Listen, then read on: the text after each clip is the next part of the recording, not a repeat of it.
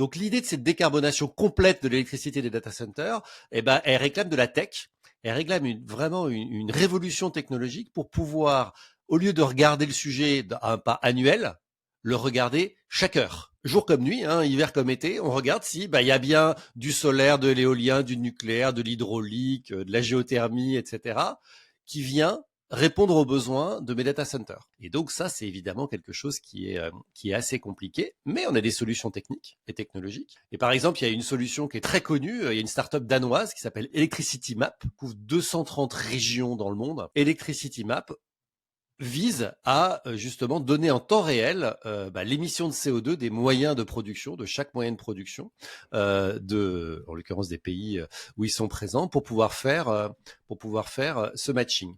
Donc c'est vraiment quelque chose qui est très technique parce qu'il faut que je puisse savoir à n'importe quel moment, combien j'ai d'éoliennes qui tournent et quelle électricité elles produisent, combien j'ai de panneaux solaires qui reçoivent les rayons lumineux et combien ils produisent, et etc., pour chacune, chacun des actifs finalement de production et pas l'ensemble agrégé de toutes les centrales.